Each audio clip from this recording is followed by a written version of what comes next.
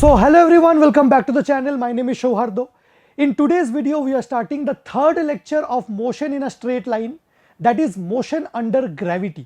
Last lecture में बच्चों हमने equations of motion को यूजिंग मेथड ऑफ इंटीग्रेशन पहले डिराइव किया था। मैंने बिल्कुल स्क्रैच से फील कराया था कि इक्वेशन ऑफ मोशन सिर्फ और सिर्फ कांस्टेंट एक्सेलरेशन के लिए वैलिड है। एंड हमने बहुत सारे न्यूमेरिकल्स भी किए थे। कौन से न्यूमेरिकल्स बच्चों? जहां पे एक ऑब्जेक्ट स्ट्रेट लाइन मोशन में along the x axis move कर रहा है, कुछ ऐसे हॉराइजॉन्टली मूव कर रहा है। आज के लेक्चर में एग्जैक्ट सेम थिंग करेंगे, बट आज ऑब्जेक्ट हॉराइजॉन्टली ना मूव करके कैसे मूव करेगा? वर्टिकली मूव करेगा। तो सर अगर ऑब्जेक्ट वर्टिकली मूव करेगा तो कौन सा फोर्स उसे मूव कराएगा? Gravitational force. हमें पता है कि किसी भी ऑब्जेक्ट को रिलीज कर दिया जाए या ऊपर फेंका जाए, इसके ऊपर सिर्फ और सिर्फ एक फोर्स लगता है। एंड वो फोर्स कौन लगाता है बच्चों? हमारा धरती माता। कितना फोर्स लगाता है? Force of gravity. But sir equation of motion तो कांस्टेंट एक्सीलरेशन के लिए वैलिड है। एंड हमें पता है कि कोई भी फोर्स ऑब्जेक्ट के ऊपर एक्सीलरेशन प्रोड्यूस करता है, तो क्या ग्रेविटी भी जो एक्सीलरेशन प्रोड्यूस करेगा वो भी कांस्टेंट है क्या? Yes, let us start the topic motion under gravity. First point देखो बच्चों, acceleration produced in a body due to force of gravity is known as acceleration due to gravity. हम लोग gravitational chapter में इसको derive करेंगे। आज हम लोग ग्रेविटेशनल चैप्टर स्टार्ट नहीं कर रहे। हम लोग क्या कर रहे हैं? सिर्फ और सिर्फ जब ऑब्जेक्ट को रिलीज कर दिया जाए या ऊपर फेंका जाए in a straight line motion, motion straight line में ही है, तो उसका वेलोसिटी क्या होगा आफ्टर सम टाइम, डिस्प्लेसमेंट कितना होगा, ये सब काइनेमेटिक्स को डील करना चाहते हैं। तो हमने ये समझ लिया कि फोर्स ऑफ ग्रेविटी कितना एक्सीलरेशन प्रोड्यूस करता है बॉडी के ऊपर, उसका जो वैल्यू है उसको स्मॉल जी से रिप्रेजेंट किया जाता है 9.8 मीटर पर सेकेंड स्क्वायर। 9.8 को आप लोग कैलकुलेशंस के लिए राउंड ऑफ करके ऑलमोस्ट 10 मीटर पर सेकेंड स्क्वायर भी लिख सकते हो। ये तो हमें समझ में आ गया कि कोई भी फोर्स एक्सीलरेशन प्रोड्यूस करता है, तो फोर्स ऑफ ग्रेविटी जो एक्सीलरेशन प्रोड्यूस करता है उसको एक्सीलरेशन ड्यू टू ग्रेविटी बोला जाता है। ये कांस्टेंट वैल्यू होता है। बट क्या एक्सीलरेशन ड्यू टू ग्रेविटी पूरे दुनिया में हर जगह कांस्टेंट है? नहीं। एक्सीलरेशन ड्यू टू ग्रेविटी बहुत सारे फैक्टर्स के ऊपर डिपेंड करते हैं, जो ग्रेविटेशन चैप्टर में स्टडी करेंगे। आज थोड़ा सा अगर आइडिया दूं, the value of acceleration due to gravity depends on the height from the earth surface. Sir ये तो दिक्कत हो गया, क्योंकि अर्थ सरफेस से जब मैं ऑब्जेक्ट को ऊपर फेंकूंगा तो ऑब्जेक्ट का हाइट कंटिन्यूअसली इंक्रीज करता जाएगा। एंड आज तो आप ऐसा बोल रहे हो कि हाइट के साथ साथ एक्सीलरेशन ड्यू टू ग्रेविटी भी वैरी करेगा, तो हम इक्वेशन ऑफ मोशन यूज नहीं कर सकते। बच्चों फिर भी कर सकते हैं, क्योंकि ऐसा देखा गया है, but if height is very less compare to the radius of earth, मतलब अप टू 320 किलोमीटर हाइट, जी का जो वैल्यू होता है वो बहुत नेग्लिजिबली वैरी करता है। हम उसे ऑलमोस्ट कांस्टेंट ही मान सकते हैं। तो इस चैप्टर में जब मैं बोलूंगा an object is thrown vertically upward, तो अपवर्ड कितने किलोमीटर तक जाएगा? 1 2 3 4 5 10 15 किलोमीटर तक ही जा सकता है। 320 किलोमीटर का जो वैल्यू है इसको क्रॉस नहीं करना चाहिए। ये एग्जैक्टली 320 कहां में आया? ग्रेविटेशन चैप्टर में देखेंगे। अब third point, all bodies when projected in space. हमेशा आज के बाद मैं एक वर्ड बोलूंगा, अ body is thrown in space. Air नहीं बोलूंगा बेटा, एयर मतलब तो एयर मॉलिक्यूल्स भी है। एंड जब एक ऑब्जेक्ट को एयर में थ्रो किया जाता है तो एयर मॉलिक्यूल्स एयर रेजिस्टेंस की वजह से उसको कुछ ना कुछ अपोज करता है। बट इस चैप्टर में हम लोग एयर रेजिस्टेंस को जीरो मान के चलेंगे। मतलब हम मानेंगे कि ऑब्जेक्ट को ऐसे किसी रीजन में थ्रो किया जा रहा है जहां पे परफेक्ट वैक्यूम है। So all bodies when projected in space, space मतलब वैक्यूम, और dropped from a height, object को आइदर ऊपर फेंको या नीचे फेंको, स्ट्रेट लाइन मोशन होना चाहिए, एक्सपीरियंस एक्सीलरेशन कितना? 9.8 मीटर पर second square. And this is known as free fall. जब भी मैं ऑफलाइन क्लासेस में भी फ्री फॉल वर्ड यूज करता हूं, सबको लगता है सर फ्री फॉल मतलब एक ऑब्जेक्ट को किसी हाइट से रिलीज कर दिया गया, सिर्फ ये फ्री फॉल है। फॉल मतलब गिरना, ऐसा कोई जरूरी नहीं है। फिजिक्स में ये जो वर्ड है फ्री फॉल या फ्रीली फॉलिंग बॉडी, कौन से बॉडी को हम लोग फ्री फॉल बोलते हैं? जो सिर्फ ऊपर से नीचे गिर रहा है? नहीं, ऐसा जरूरी नहीं है। फ्रीली फॉलिंग बॉडी का मतलब बच्चों, any object on which only force acting is gravitational force. एक ऐसा ऑब्जेक्ट जिसके ऊपर सिर्फ और सिर्फ ग्रेविटेशनल फोर्स एक्ट कर रहा है। जैसे अभी SS sir is standing on the ground. क्या एसएस सर एक फ्रीली फॉलिंग बॉडी है? नहीं, क्योंकि मेरे ऊपर ग्रेविटेशनल फोर्स तो लग रहा है एंड मैं ग्राउंड पे खड़ा हूं। ग्राउंड मुझे ऊपर की तरफ एक नॉर्मल रिएक्शन फोर्स दे रहा है, तो मेरे ऊपर तो कितने फोर्सेस है? 2 फोर्सेस है फिलहाल। अगर मैं चलने लगूं तो फ्रिक्शन भी कुछ आ जाएगा। तो क्या मेरे ऊपर सिर्फ और सिर्फ ग्रेविटी है? नहीं। बट आप सोचो ना, इस जो ये रिमोट है, इसको अगर मैं रिलीज कर दूं, तो जब ये हवा में है, जब ये स्पेस में है, देन इसके ऊपर सिर्फ और सिर्फ ग्रेविटेशनल फोर्स लग रहा है। अभी इसको नीचे फेंकू या ऊपर फेंकू या किसी एंगल पे फेंकू, every body is a freely falling body. जैसा कि मैंने यहां पे शो किया है, एक ऑब्जेक्ट को ड्रॉप कर दो, फिर भी इसके ऊपर सिर्फ और सिर्फ कौन फोर्स लगा? ग्रेविटी, Fg लिख रहा हूं। ऊपर फेंक दो, still only acceleration due to gravity, only gravity. And सबका एक्सेलरेशन, इनका मास अलग अलग हो सकता है बच्चों। ऐसा हो सकता है कि इसका मास 2 kg है, इसका मास 5 kg है, इसका मास कुछ 8 kg है, मास अलग अलग हो सकता है, बट इन सबका एक्सीलरेशन, जैसे ये कुछ इस तरीके से जा रहा है, ये पैराबोलिक पाथ बोलते हैं, जिसको हम प्रोजेक्टाइल मोशन में देखेंगे। अभी ऐसे केसेस को हम स्टडी नहीं करेंगे, बट ये भी एक फ्रीली फॉलिंग बॉडी है। ये चारों एग्जांपल्स में सारे बॉडीज का एक्सीलरेशन कितना है? सारे बॉडीज का एक्सीलरेशन है small g, that is 9.8 metre पर सेकेंड स्क्वायर। तो फ्रीली फॉलिंग बॉडी मतलब एक बॉडी जिसके ऊपर सिर्फ और सिर्फ ग्रेविटेशनल फोर्स एक्ट कर रहा है, जिसका एक्सीलरेशन 9.8 मीटर पर सेकेंड स्क्वायर है।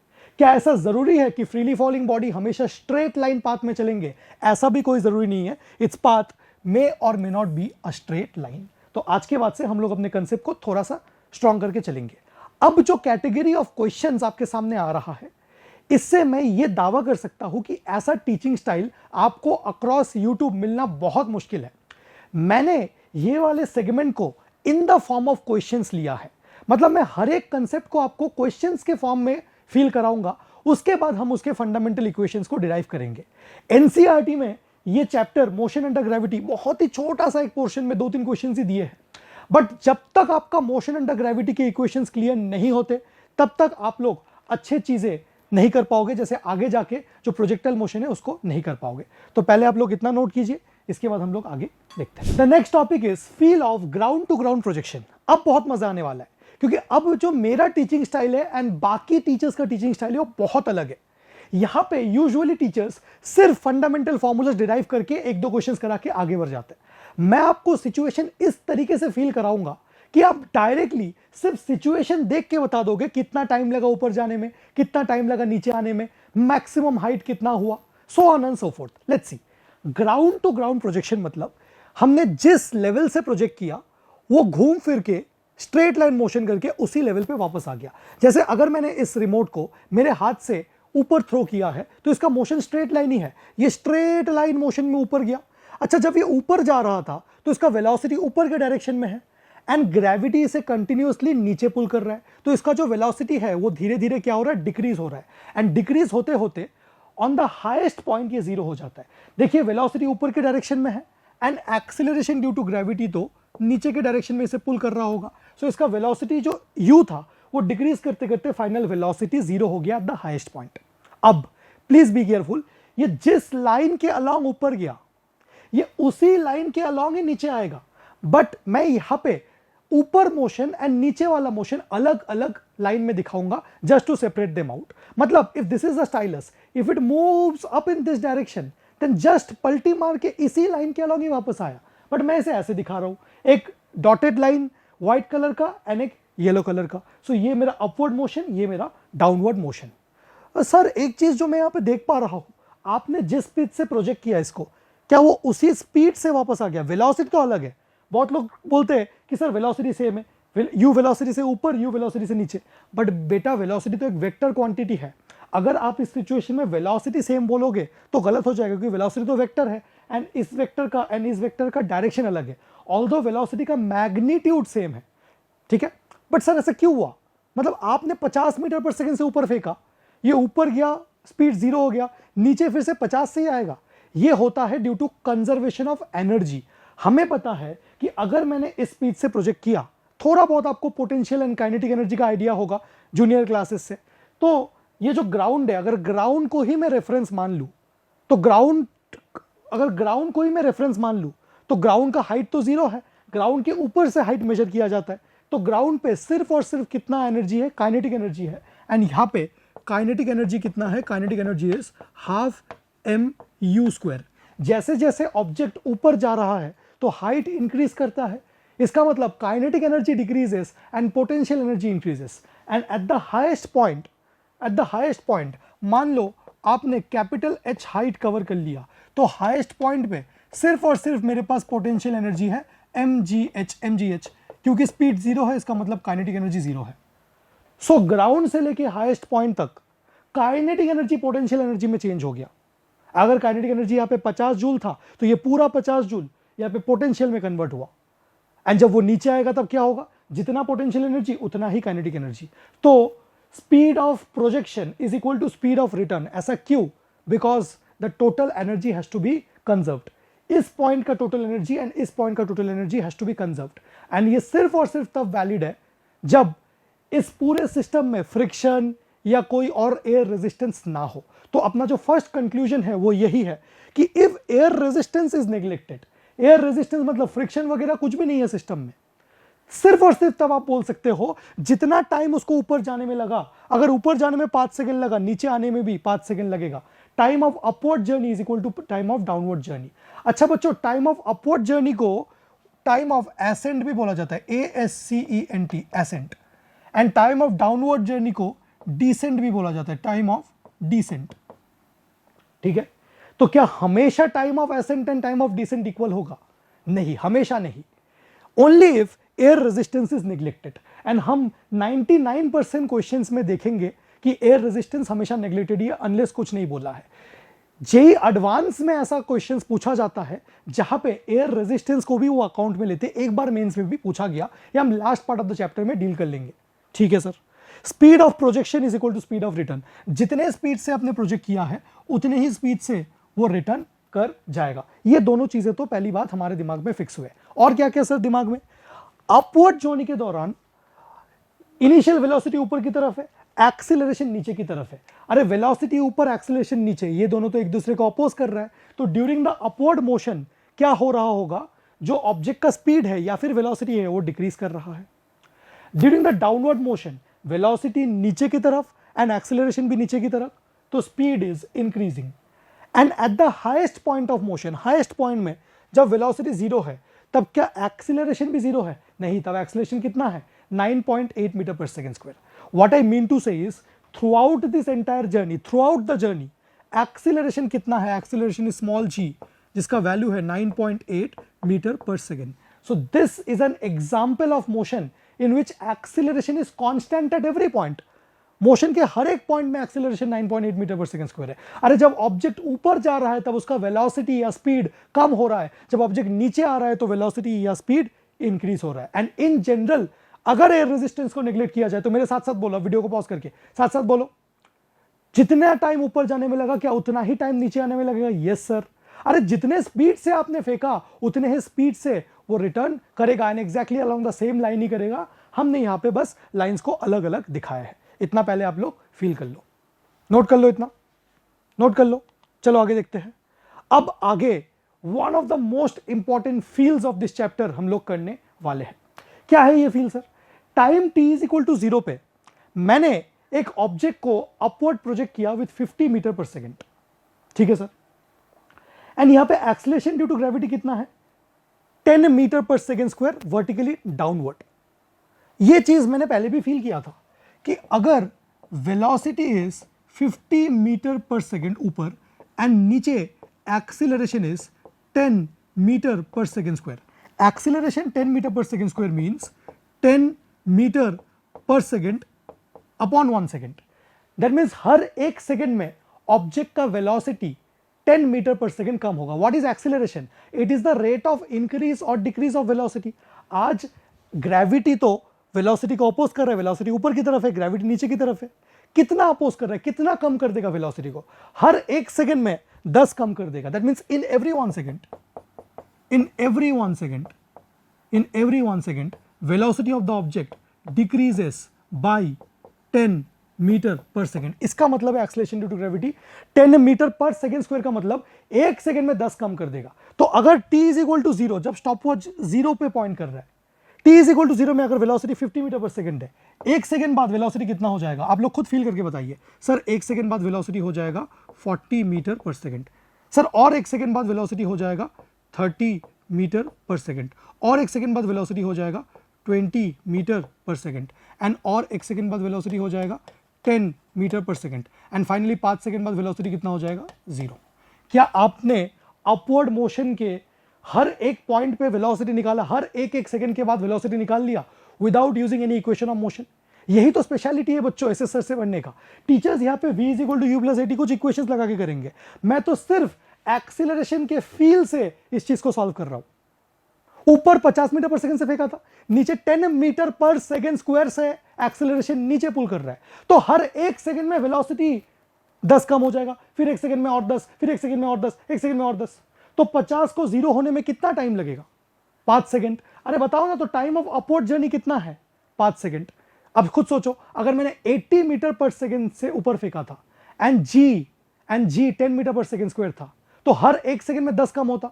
80 से ऊपर फेंका था, तो 80 से 0 होने में कितना टाइम लगा? 8 सेकंड। तो टाइम ऑफ अपवर्ड जर्नी कितना बच्चों? 8 सेकंड। सर आप तो बिना इक्वेशंस के हिसाब सॉल्व कर देते हो। बच्चों आप भी कर लोगे।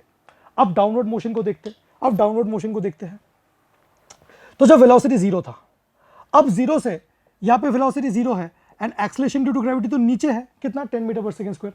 अब डाउनवर्ड मोशन में वेलोसिटी इंक्रीज करेगा, तो 0 से कितना इंक्रीज करेगा? 10। क्यों सर? अपवर्ड मोशन में वेलोसिटी ऊपर था, एक्सेलरेशन ड्यू टू ग्रेविटी नीचे था। अब क्या हो रहा है? अब ऑब्जेक्ट तो रेस्ट से स्टार्ट हो रहा है and acceleration due to gravity नीचे है, अब वेलोसिटी इंक्रीज करेगा। सो 0 से कितना हो गया? 10 मीटर पर सेकंड, और एक सेकंड में 10 इंक्रीज करेगा, 10 मीटर पर सेकंड, 30 मीटर पर सेकंड, 40 मीटर पर सेकंड, 50 मीटर पर सेकंड, 50 मीटर पर सेकंड। पहले प्लीज इतना नोट कर लो, अब हम लोग आपके लाइफ का मोस्ट इंपॉर्टेंट कंक्लूजन देने वाले हैं। अगर सिर्फ आपको ये कंक्लूजन समझ में आ गया तो 90% क्वेश्चंस तो आप देख के ही आंसर बता सकते हो। प्लीज पहले इतना अच्छे से नोट करके समझो प्लीज। हाँ बच्चों, सिचुएशन क्या था? Object thrown upward with 50 metre पर second, acceleration due to gravity opposing 10 metre पर सेकेंड स्क्वायर। एवरी 1 सेकेंड में वेलोसिटी 10 कम कर देगा, 50, 40, 30, 20, 10, 0। सो 50 से 0 होने में टोटल टाइम कितना लगा? 5 सेकेंड। अब डाउनवर्ड मोशन में वही ऑपोजिट में इंक्रीज करते करते 10, 20, 30, 40, 50। अब क्या क्या कंक्लूजन्स इस सिचुएशन के बारे में हम लोग ऑब्जर्व कर सकते हैं? आप कोई भी एक पर्टिकुलर लेवल उठा लो। पहले बेसिक कंक्लूजन्स करते हैं। अपवर्ड मोशन में वेलोसिटी क्या होता है? डिक्रीज। डाउनवर्ड मोशन में वेलोसिटी क्या होता है? इंक्रीज। ठीक है, हर एक सेकंड इंटरवल में बाई 10 वेलोसिटी डिक्रीज कर रहा है अपवर्ड मोशन में, एंड हर एक सेकंड में बाई 10 वेलोसिटी इंक्रीज कर रहा है। सेम रेट में इंक्रीज या डिक्रीज करेगा। एक्सेलरेशन ड्यू टू ग्रेविटी 9.8 ले लो या 10 ले लो, 10 लिया है सिंप्लिसिटी में। अब लेट्स कैलकुलेट कि पहले एक सेकंड में उसने डिस्टेंस कितना कवर किया, मतलब 0 से लेके t = 1 तक डिस्टेंस कितना कवर किया। आपने एक बेसिक इक्वेशन ऑफ मोशन देखा होगा, s = v + u/2 × t, average velocity into time. तो यहां से लेके यहां तक आप लोग को वेलोसिटी पता है, एक 50, एक 40, अगर इसको इनिशियल वेलोसिटी मानो, इसको फाइनल। सो v + u/2 × t करना है आपको, हमेशा कर लेते। एक बार नीचे वेलोसिटी था 50 मीटर पर सेकंड एंड 40 मीटर पर सेकंड। कहां से कहां पे इक्वेशन ऑफ मोशन लगा रहे हैं बच्चों? t = 0 से t = 1 तक। तो इस एक सेकंड में उसने कितना ट्रैवल किया? So displacement is 50 + 40/2, 50 + 40/2 × 1, time is 1, so 90/2 that is 45 metre. मतलब इसने इतना कितना कवर किया? 45 मीटर कवर किया, 45 metre. So first 1 second of motion में उसने 45 मीटर कवर किया। अब t = 1 से t = 2 तक उसने कितना कवर किया? सो 40 + 30/2 कितना होता है? 40 + 30 is 70/2, 35 × 1, 35 metre × 1 that is 35 metre. फिर t = 2 से t = 3 तक कितना कवर किया? बार बार हम लोग क्या कर रहे हैं, दोनों वेलोसिटीज का सम बाय 2 × टाइम। तो टाइम इंटरवल तो 1 सेकेंड ही है, तो 30 + 20, 50/2 दैट इज 25। समझ में आ रहा है ना? 25 मीटर। ये कितना आ जाएगा? 15 मीटर, एंड ये कितना हो जाएगा? 5 मीटर। इससे हमें क्या समझ में आया? एंड एज यूजुअल, अगर ये 5 मीटर तो ये भी 5 मीटर, ये 15 मीटर तो ये भी 15 मीटर। इससे हमें क्या समझ में आया? जब मैंने एक ऑब्जेक्ट को वर्टिकली अपवर्ड थ्रो किया, फर्स्ट 1 सेकेंड में उसने कितना कवर किया? 45 मीटर। नेक्स्ट 1 सेकेंड में कितना कवर किया? 35 मीटर। नेक्स्ट 1 सेकेंड में कितना कवर किया? 25 मीटर, नेक्स्ट 1 सेकंड में कितना कवर किया, 15 मीटर। मतलब when a body is thrown vertically upward, distance travelled in successive interval of 1 second, क्या बोला, distance travel in successive interval of 1 second can never be equal. ऐसा क्यों, क्योंकि जब 50 मीटर पर सेकंड से स्टार्ट किया तो एक सेकंड बाद उसका वेलोसिटी 40 हो गया, हर एक सेकंड में वेलोसिटी डिक्रीज कर रहा है ना, तो हर एक सेकंड में ट्रेवल्ड वाला डिस्टेंस भी डिक्रीज करेगा for upward motion and similarly increase करेगा फॉर डाउनवर्ड मोशन। देखना, ये 5 मीटर, ये 15 मीटर, ये 25 मीटर, ये 35 मीटर एंड ये 45 metre. So during downward motion first एक सेकंड में कितना कवर किया, 5, देन नेक्स्ट एक सेकंड में 15, नेक्स्ट एक सेकंड में 25। This shows that, what does this show, this shows that distance traveled in successive interval of 1 second increases in downward motion। ठीक है, इस तरीके से अगर आपको ये इंटरप्रिटेशन आ गया तो आप बहुत सारे चीजों को ओरली कर सकते हो। और क्या क्या सारे कंक्लूजन हम लोग लिखने वाले बच्चों, पहले आप दिमाग में फिक्स कर लो। लास्ट सेकेंड ऑफ मोशन में, last second of upward journey, मतलब अपवर्ड जर्नी का लास्ट सेकेंड मतलब 4 सेकेंड से लेकर 5 सेकेंड तक कितना कवर किया उसने, 5 metre. First second of downward journey में कितना कवर किया, 5 मीटर। जितना एक object last 1 second of upward journey में कवर करता है, टोटल अपवर्ड जर्नी का टाइम कितना है, 5 second.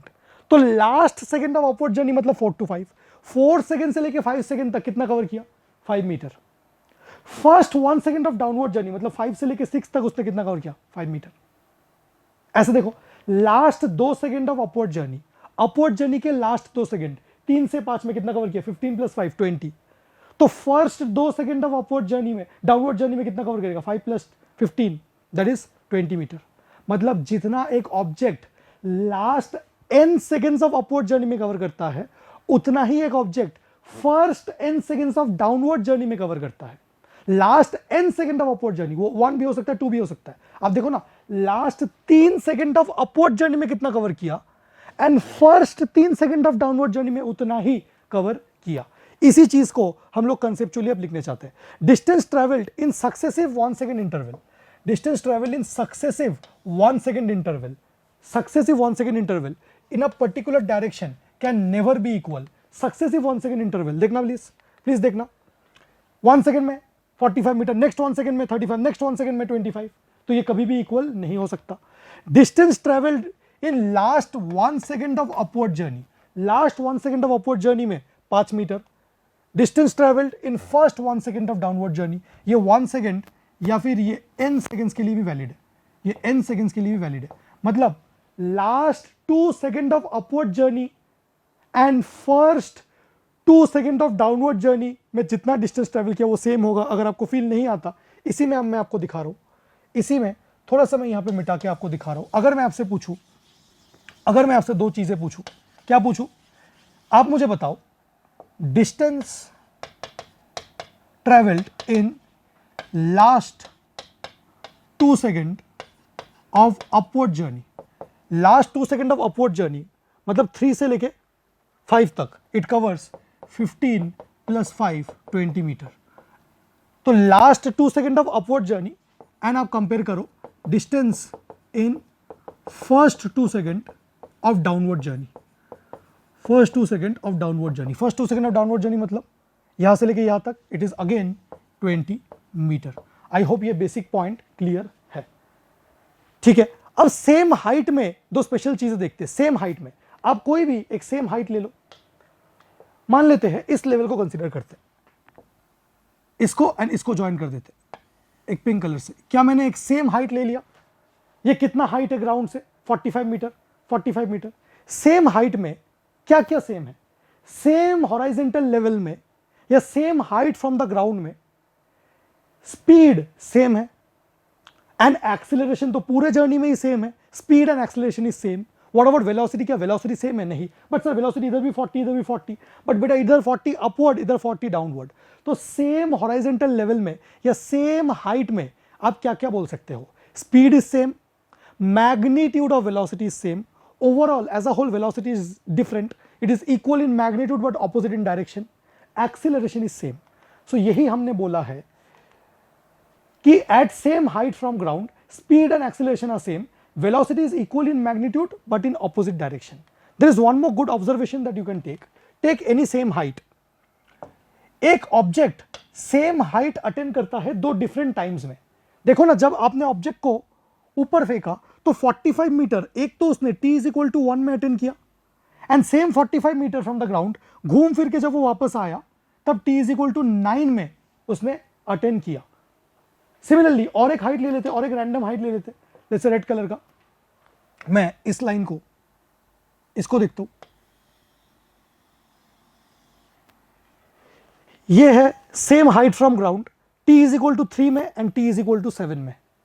So what I am saying is same height at two different times. इसको मिटा रहा हूं. Same height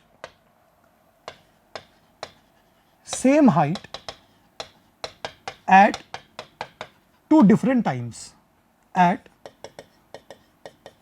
to different times. पहला ऑब्जर्वेशन हम ले रहे हैं, जब हाइट फ्रॉम ग्राउंड कितना है बेटा, जब हाइट फ्रॉम ग्राउंड कितना है 45 मीटर.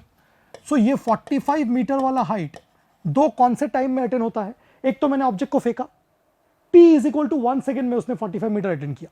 दूसरी बार कब अटेंड करेगा, जब वो घूम फिर के जब वो फिर से वापस आएगा t is equal to 9 second में.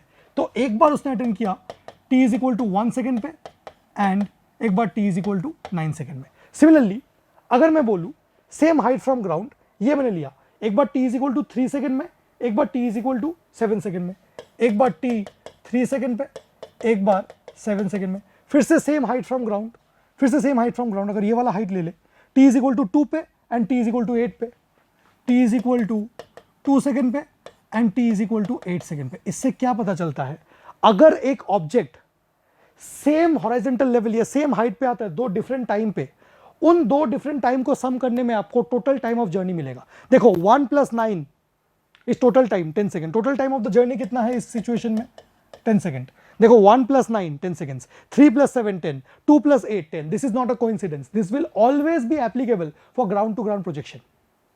If the object is at same height at two different times, then adding those two times will give you the total time. ठीक है? And if you want to get the height, you can use this formula. जो मैं derive नहीं कर रहा हूँ, यहाँ पे observation से बोल रहा हूँ. कौन से height, अगर वो height निकालना है, you can use half g t1 into t2. देखते हैं क्या वर्क करता है क्या इससे 45 मीटर आता है. हाफ g का value is 10, t1 into t2, use 1 into 9. So देखो on solving it comes out to be 45 metre. तो अगर आपको वो दो टाइम्स पता है देन आप हाइट भी निकाल सकते हो. इसी को मैंने एक स्पेशल केस में लिखा है. Special case is if the object is at same height h at two different time t1 and t2, then there are two special formulas which I am not deriving. I have shown you through that example, and this is useful for competitive exams. The total time of journey is t1 plus t2. It is an easy derivation, बहुत easily derive कर सकते हो. And height from the ground is half g t1 t2.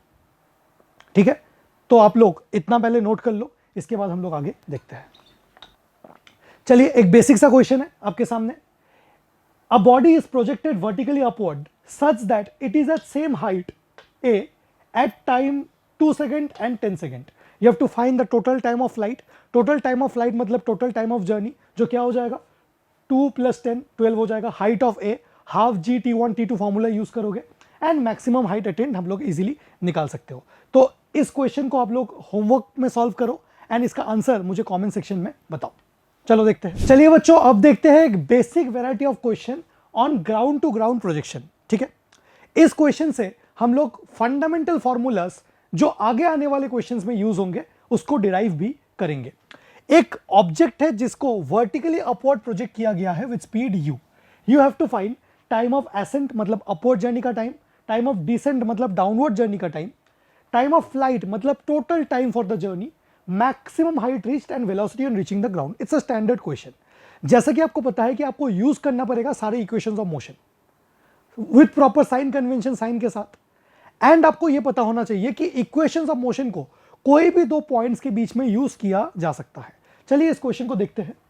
मेरे पास जो basic situation है वो है कि मैंने ग्राउंड से यू वेलोसिटी से प्रोजेक्ट किया. हमें पता है कि एट द हाईएस्ट पॉइंट उसका वेलोसिटी 0 होगा एंड फिर वो नीचे आएगा. ऐसे मैंने कुछ इंटरप्रिटेशन किया है. इस लेवल को मैंने ए बोला है एंड हाईएस्ट पॉइंट को मैंने बी बोला है. एंड आज मैं equation of motion A to B use करना चाहता हूं. साइन कन्वेंशन कैसा लेंगे बच्चों, जिधर ऑब्जेक्ट का वेलोसिटी, आज ऑब्जेक्ट का वेलोसिटी ऊपर है तो ऊपर के डायरेक्शन को मैंने पॉजिटिव और नीचे के डायरेक्शन को मैंने नेगेटिव माना है। फिर जैसे कि आपको पता है कि मैं हर चीज को लिखना पसंद करता हूं, इनिशियल वेलोसिटी u ऊपर की तरफ है इसलिए plus u, acceleration due to gravity, acceleration due to gravity तो नीचे की तरफ है इसलिए a is equal to minus g मैंने यहां पे लिखा है। And final velocity is zero. कौन सा इक्वेशन यूज करना चाहेंगे, v is equal to u plus a t. Final velocity zero है, u प्लस a के जगह मैंने माइनस जी पुट किया है एंड टाइम ऊपर का टाइम मैं चाहता हूं, इसको मैं टाइम ऑफ एसेंट बोलता हूं टी ए, तो यहां पे मैंने टी ए लिखा है।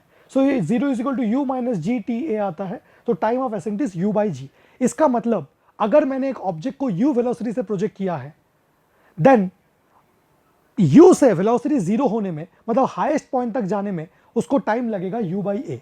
अगर ऊपर जाने में u बाई ए टाइम लगा तो नीचे आने में भी टाइम कितना लगेगा, टाइम ऑफ डिसेंट भी कितना होगा, u बाई जी। तो टोटल टाइम कितना होगा, 2u बाई जी। ये तो आप बेसिक से भी बोल सकते हो बट हम थोड़ा सा इसको डिराइव करके देखते हैं। अब मैं इक्वेशन ऑफ मोशन ए से लेके ए तक ही लगाऊंगा, मतलब मैंने स्टार्ट भी ए से किया एंड एंड भी ए से किया। फिर से upward direction positive, downward direction negative, initial velocity u, acceleration minus g, आज ये डिस्प्लेसमेंट जीरो क्योंकि जहां से स्टार्ट किया क्या घूम फिर के वहीं पे आ गया, डिस्प्लेसमेंट जीरो है। एंड टोटल टाइम को मैंने कैपिटल टी से डिनोट किया है क्योंकि आज डिस्प्लेसमेंट मुझे पता है, u पता है, t पता है, so s is equal to u t plus half a t square. s zero है so u t plus half a के जगह माइनस जी, तो वो माइनस को मैंने पहले से ही सामने लिख दिया है, minus half g t square. अब कुछ लोग ये minus half g t square को राइट हैंड साइड में लेके टी टी काट देते हैं बट वो एक अच्छा तरीका नहीं है सॉल्व करने का, तो मैंने क्या किया है इसी को जस्ट घुमा के लिखा है, U T minus half g t square is zero. T common लिया है, u minus half g t is zero. So either t zero है या फिर ये अंदर में ब्रैकेट में जो टर्म है, ब्रैकेट में टर्म क्या है, u minus half g t, u minus half g t is zero. So u is equal to half g t या t is equal to 2u by g. तो यहां से मुझे टाइम के दो वैल्यूज मिले हैं। अगर डिस्प्लेसमेंट आपको जीरो चाहिए तो टाइम के दो वैल्यूज मिलेंगे, एक time t is equal to zero खुद जब मोशन स्टार्ट हो रहा है, जब मोशन स्टार्ट हो रहा है, स्टार्ट ही नहीं हुआ तो ऑब्जेक्ट का डिस्प्लेसमेंट कितना, zero. Just when the motion is starting then displacement is zero and 2u by g पे displacement zero. So total time of flight मुझे कितना मिल गया, 2u बाई जी। तो ऊपर जाने में u by g, total 2u by g, तो total time is time of ascent plus time of descent. So यहां से u बाई जी। अब तक मेरे दिमाग में क्या क्या फिक्स होना चाहिए, प्लीज अच्छे से सुनना। अब तक मेरे दिमाग में क्या फिक्स होना चाहिए, ये ग्राउंड है, ग्राउंड से अगर मैंने एक ऑब्जेक्ट को u स्पीड से ऊपर फेंका है, u वेलोसिटी से ऊपर फेंका है, देन वेलोसिटी डिक्रीज करते करते करते करते करते करते eight the highest point velocity कितना हो जाएगा, जीरो। देन ये ऑब्जेक्ट क्या आएगा, देन ये ऑब्जेक्ट नीचे आएगा and on striking the ground भी इसका स्पीड कितना होगा, u। ये तो हमें पहले से पता है। ऊपर जाने के लिए टाइम कितना चाहिए, what is the time taken for upward journey, u by g. What is the time taken for downward journey, u by g. क्या ये हमेशा एप्लीकेबल है, नहीं, ये सेम लेवल से सेम लेवल तक एप्लीकेबल है। सेम, मैं आपका थॉट प्रोसेस डेवलप कर रहा हूं, प्लीज अच्छे से सुनना। एक टावर है, इस टावर का हाइट कितना है, इस टावर का हाइट इज h। मैंने टावर के ऊपर से एक ऑब्जेक्ट को ऊपर थ्रो किया है विद वेलोसिटी u। अब मैं सिर्फ और सिर्फ सेम लेवल से सेम लेवल के मोशन को देखना चाहता हूं। एक्चुअली इसका मोशन क्या होगा, ये ऊपर जाएगा जाएगा जाएगा, हाईएस्ट पॉइंट में इसका वेलोसिटी कितना होगा, अभी भी जीरो होगा, फिर ये ऐसे आते आते आते आते आते आते बिल्कुल ये ग्राउंड पे स्ट्राइक करेगा। बट आज मैं इसका मोशन सिर्फ यहां से लेके यहां तक देखना चाहता हूं, मतलब जहां से थ्रो किया सेम लेवल से सेम लेवल, घूम फिर के अगर यहां पे, so this is same level to same level. तो ऊपर जाने के लिए कितना टाइम चाहिए, ऊपर जाने के लिए टाइम चाहिए u बाई जी, नीचे आने के लिए भी टाइम कितना चाहिए, u बाई जी। अब ये वाला टाइम कितना होगा ये आपको अलग से कैलकुलेट करना पड़ेगा, ये जो टाइम होगा t3 इसको आपको अलग से कैलकुलेट करना पड़ेगा। सो सेम लेवल से सेम लेवल पे u स्पीड से थ्रो किया तो ऊपर जाने का u बाई जी, नीचे आने का u by g, total time is 2u by g. अब मुझे चाहिए कि ये मैक्सिमम हाइट कितना है। देखो ये भी बहुत इजीली आप लोग निकाल सकते हो, कैसे, आपको इनिशियल वेलोसिटी अगर पता है, फाइनल वेलोसिटी अगर पता है, टाइम अगर पता है, सुनना ना, यहां से लेके यहां तक अगर ये पॉइंट A है, अगर ये पॉइंट A है एंड ये पॉइंट अगर B है, सो अगर मैं A से लेके B तक क्या अप्लाई कर दूं, displacement is u plus v by two into t अगर अप्लाई कर दूं, so initial velocity is u, final velocity is 0, initial velocity is u, final velocity 0 by two into time, कितना टाइम लगा ऊपर जाने में, u by g, so this is u by two into u by g, displacement कितना आया u by two into u by g, so answer कितना आ गया u square by two जी। कोई टीचर इस तरीके से इसको डिराइव नहीं करेगा, टीचर्स कैसे करेंगे अभी मैं दिखाता हूं। अगर आपको इनिशियल स्पीड पता है, फाइनल स्पीड पता है, टाइम पता है, तो बहुत इजीली आप ये जो s डिस्प्लेसमेंट है या मैक्सिमम हाइट है, इसी को टीचर्स मैक्सिमम हाइट h बोलते हैं।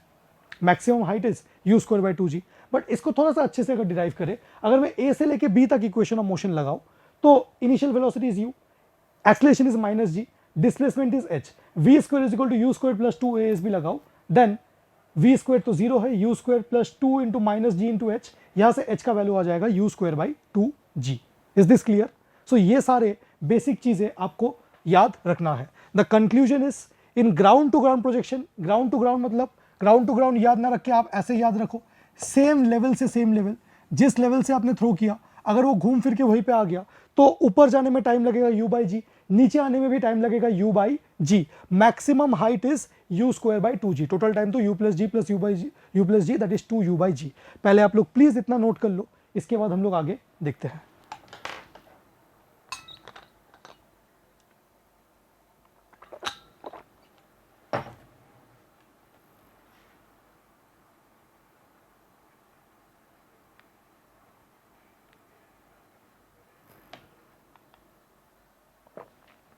चलिए अब नेक्स्ट क्वेश्चन को देखते हैं। A body is projected vertically upward with speed 50 metre पर second, find all this things that you can already find. Now you can do this using two approaches, एक तो यूजिंग फॉर्मूला एंड एक using the basics that you have learn. Feel से कर सकते हो आप। पहला हम लोग इस क्वेश्चन को करते हैं by feel, method one by feel. Sir feel क्या होता है? फील क्या होता है? मैंने एक ऑब्जेक्ट को वर्टिकली अपवर्ड फेंका with how much speed, with 50 metre पर second. At the highest point मुझे पता है इसका वेलोसिटी कितना हो जाएगा 0, एंड फिर ये ऐसे कुछ नीचे आ जाएगा। टाइम ऑफ फ्लाइट पूछा, टोटल टाइम। आप मुझे बताओ ऊपर जाने का टाइम कितना? ऐसे सोचो 50 मीटर पर सेकेंड है, एक्सीलरेशन ड्यू टू ग्रेविटी कितना मान लिया मैंने 10 मीटर पर सेकेंड स्क्वायर। ऑल्दो जब तक कुछ भी नहीं है 9.8 आपको मानना चाहिए, बट मैं जो क्वेश्चंस करा रहा हूं आप 10 मान के चलो। तो एवरी 1 सेकेंड में वेलोसिटी कितना कम होना चाहिए? हर एक सेकंड में वेलोसिटी 10 कम हो जाएगा। तो 50 को 0 होने में टाइम कितना लगेगा? नहीं समझे ना? प्लीज समझो। Acceleration due to gravity is 10 metre पर सेकंड स्क्वायर, मतलब in 1 second velocity decreases by 10। So 50 को 0 होने में टाइम कितना लगेगा? 50 को 0 होने में टाइम लगेगा 5 सेकंड। तो ऊपर जाने का टाइम 5 सेकंड, तो नीचे आने का टाइम कितना? नीचे आने का टाइम भी 5 सेकंड। तो टोटल टाइम कितना? Total time of flight is 10 second. क्या मैंने कोई इक्वेशन यूज किया? क्या मैंने कुछ v is equal to u plus at, कोई फॉर्मूला, कुछ भी नहीं, सिर्फ बेसिक कॉमन सेंस से मैंने कर दिया। सर बेसिक कॉमन सेंस है। अब मैक्सिमम हाइट कैसे निकालोगे? अरे यहां पे वेलोसिटी 50 था, यहां पे 0 है, तो ये डिस्प्लेसमेंट अगर s है, क्या मैं इसको कैलकुलेट नहीं कर सकता ऐसे? s is equal to velocity final plus initial by 2 into t. Final कितना बेटा? फाइनल इज 0, इनिशियल कितना 50 बाई 2 इंटू टाइम कितना लगा? ऊपर जाने का टाइम इज 5 सेकंड। 10 मत मल्टीप्लाई करना। This is 125 meter. This is 125 meter. So maximum height reached is 125 meter. So ये हाइट कितना है? ये हाइट है बच्चों 125 मीटर। फिर वो पूछ रहा है velocity on reaching the ground. अरे जितना वेलोसिटी से मैंने थ्रो किया, क्या ऑन रीचिंग द ग्राउंड भी वो उतने ही वेलोसिटी से स्ट्राइक करेगा? यस, 50 मीटर पर सेकंड से स्ट्राइक करेगा, क्योंकि काइनेटिक एनर्जी उसे कांस्टेंट रखना है। सो इट इज 50 मीटर पर second. And total distance travelled in the entire journey, ऊपर गया 125, फिर नीचे आया 125, 125 plus 125, the total is 250 metre. तो मैंने सिर्फ और सिर्फ फील करके पूरा क्वेश्चन को निपटा दिया। ऐसा कॉम्पिटिटिव एग्जाम्स में तो यूजफुल है, बट शायद बोर्ड एग्जाम्स, आपके स्कूल एग्जाम्स में टीचर सारे इक्वेशंस देखना चाहते हैं। उसमें कौन सी बड़ी बात है, अब इक्वेशन से दिखा देते, बट मेरा पर्पस आपका मेंटल डेवलपमेंट कराना है। क्या इस अप्रोच से आपका मेंटली कुछ डेवलपमेंट हुआ? यस। अब मैं बेसिक फॉर्मूला बेस्ड अप्रोच भी लगा सकता हूं इसमें, है ना?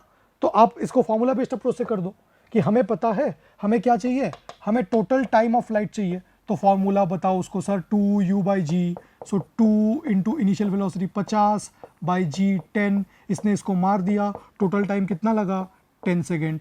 फिर सर मैक्सिमम हाइट चाहिए तो आप यूज़ कर लो एच मैक्स का formula you square by 2g, ठीक है, यू स्क्वायर वेलोसिटी का स्क्वायर 50 इंटू 50 अपॉन 2 इंटू 10, इसने इसको मार दिया, इसने इसको मार दिया 25, 25 इंटू 5 दिस इज 125 मीटर। अगर फॉर्मूला भी आप भूल गए तो आप सिंपली इक्वेशंस लगा के भी सॉल्व कर सकते हो। कहाँ से कहाँ पे इक्वेशंस लगाओगे, आप यहाँ से यहाँ पे एक इक्वेशन ऑफ मोशन लगा दो एंड इजीली आप सॉल्व कर सकते हो। इतना नोट कर लो, इसके बाद हम लोग आगे देखते हैं। Question 3, a ball is projected vertically upwards from the ground and it returns back after 8 second. Throw किया एंड फिर रिटर्न हुआ after 8 second, that means this is the total time. Initial velocity निकालना है, मैक्सिमम हाइट निकालना है। आप लोग video को पॉज करके ट्राई करो। मेरे सारे स्टूडेंट्स वीडियो को पहले पॉज करके ट्राई करेंगे, तब तक मैं नहीं करूंगा। हो गया। अब देखो मेरा सोल्यूशन, मैंने ऑब्जेक्ट को कुछ u वेलोसिटी से फेंका, फाइनल वेलोसिटी इसका 0 हुआ at the highest point and then ये वापस आ गया। Total time is given in the question as 8 second. So total time का फॉर्मूला 2u बाई जी, यहां से u निकल गया मेरा 40 मीटर पर सेकंड, एक simple calculation, and then h max is u square by 2g, यहां से h max निकल गया 80 मीटर। तो ये देखो एक बेसिक फॉर्मूला बेस्ड क्वेश्चन है। आपके दिमाग में ये दोनों फॉर्मूलाज फिक्स होने चाहिए। सिर्फ ये दो फॉर्मूलाज अगर आपके दिमाग में आ गए तो बहुत सारी चीजें कर सकते हो। अगर ये दो फॉर्मूलाज भूल भी गए देन इक्वेशन ऑफ मोशन लगा के भी आप सोच सकते हो। तो बच्चों यहां से मैं एक चीज क्लियर करना चाहता हूं, फॉर्मूलाज हम तब यूज करेंगे जब सिचुएशन बहुत बेसिक है। जैसे आज सिचुएशन बहुत बेसिक था, डायरेक्ट फॉर्मूला हमें दिख रहा था तो फॉर्मूला यूज कर दिया। क्यों फालतू फालतू इक्वेशन बनाने में टाइम वेस्ट करे। बट अगर कभी ऐसा क्वेश्चन हो जहां पे डायरेक्ट फॉर्मूला का कोई एप्लीकेशन हमें दिख नहीं रहा, आज सर कैसे दिखा, ball projected with some speed, वही स्पीड निकाला, वही मैक्सिमम हाइट, तो मैक्सिमम हाइट का एक फॉर्मूला ही एग्जिस्ट करता है मेरे लिए, एंड इनिशियल वेलोसिटी ये t is equal to u by g से निकाल ही सकते हैं। बट अगर कभी ऐसा डायरेक्ट ना दिखे तो आप एक पॉइंट से दूसरे पॉइंट तक इक्वेशन लिख के कर दो। देखते हैं, अ ball is thrown vertically upwards with velocity v0, v0 velocity से अपवर्ड फेंका, reaches a maximum height h। तो ये अगर ग्राउंड है, अगर उसको हमने v0 स्पीड से फेंका then it reaches a maximum height h. If one wishes to double the maximum height, आज maximum height से ज्यादा उसको रीच कराना है।